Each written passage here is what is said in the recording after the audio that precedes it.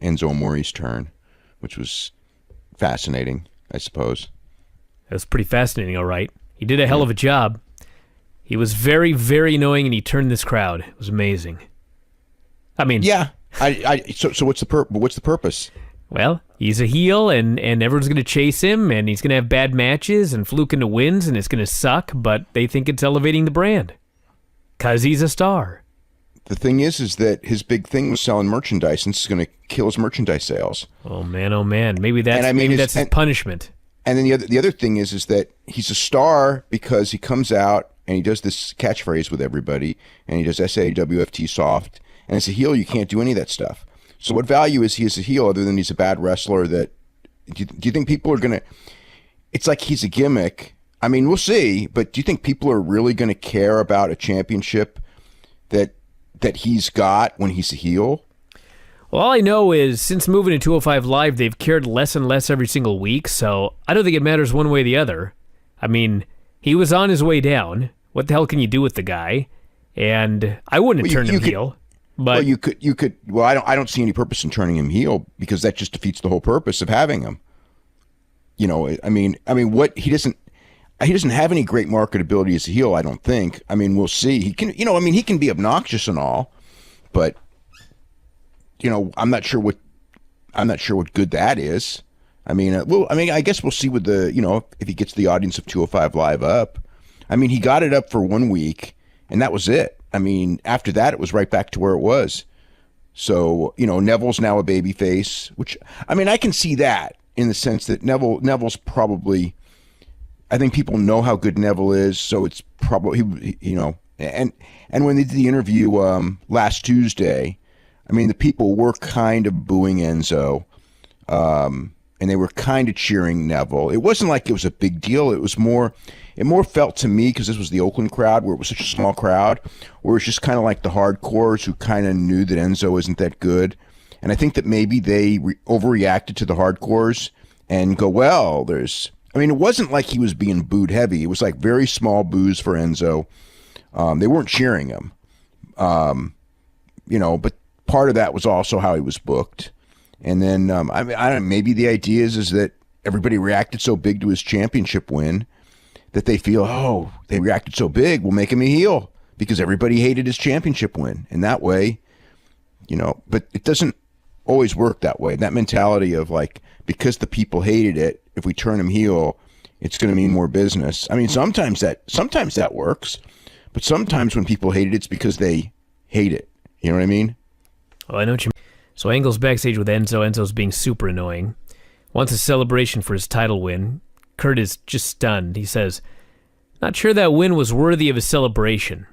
And Enzo says, listen, everybody who wins a title gets a celebration. I want mine. He's being all annoying. And Kurt says, fine, you can have it. And he says, by the way, since this is your first title, I'm going to give you a little bit of advice. Enzo looks at him and says, nah, I'm good. Leaves. I actually I love that spot. Except, obviously Enzo shouldn't be a heel, but since he's going to be, I actually thought that was like pretty cool. If he's going to be a heel, he's doing a hell of a job. He's super annoying.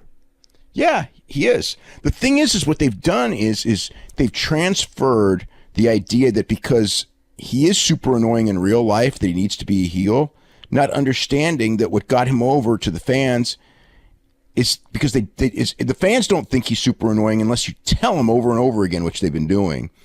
But it's like, that's, like, put it this way. If Enzo Amore was a heel in NXT, he wouldn't have had a prayer of getting over in NXT or getting out of NXT. The only thing he had going for him is the catchphrase, and, I mean, pretty much that's it, is the catchphrase. That's what got him over. That's what got Cass over, was they would come out, do the thing. It got super, super over. Got over on the main roster instantly. And, so now they're taking it away, and it's like he doesn't have anything else. So Enzo comes out for his victory celebration. He's ranting on the mic about haters. Everyone's just jealous like Big Cass. Says, I can't believe Cass said I held him back. I'm the champion. He's hobbling around. I'm the one holding him up.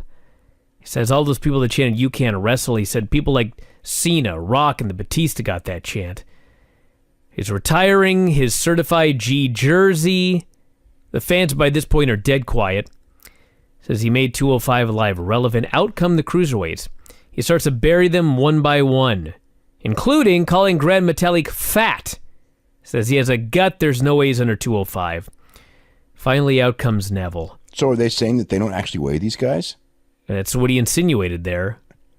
Oh man, there's like a commission issue here, isn't there? There sure is. Maybe he does that. Well, we don't know for sure because he could be lying about his weight. I mean, maybe Grand Metalik is under 205.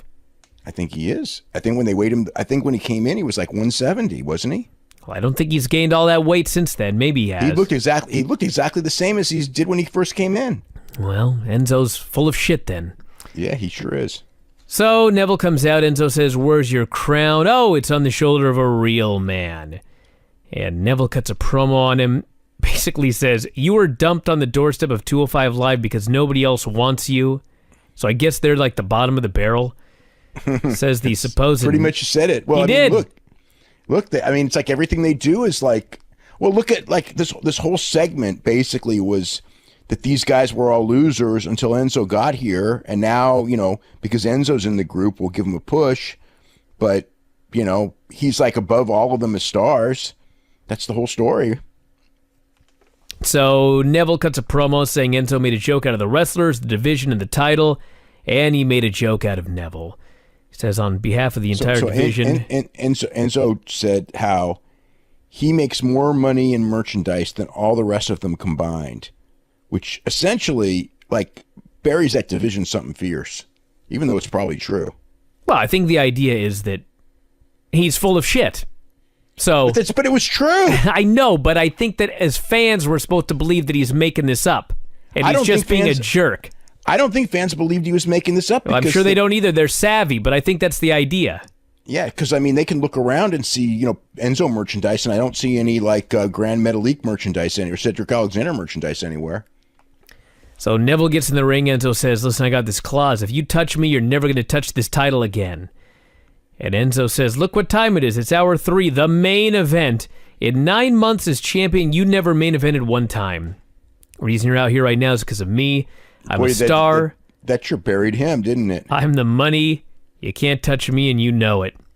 Get out of my ring." So, of course, Neville kicked him, tossed him into his jersey, tossed him into the barricade, stuffed the no contract clause into his mouth, finally gave him the red arrow as all of the cruiserweights cheered.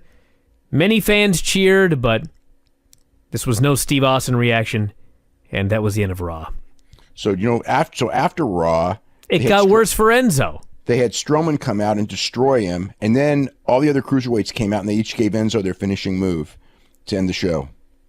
Well, that's one way to send the fans home happy. I guess. Braun Strowman killing Enzo. If that happened every week, this show would be doing better numbers. I'm telling you right now. Yeah, but look at how they make the cruiserweight division into a complete joke. Well...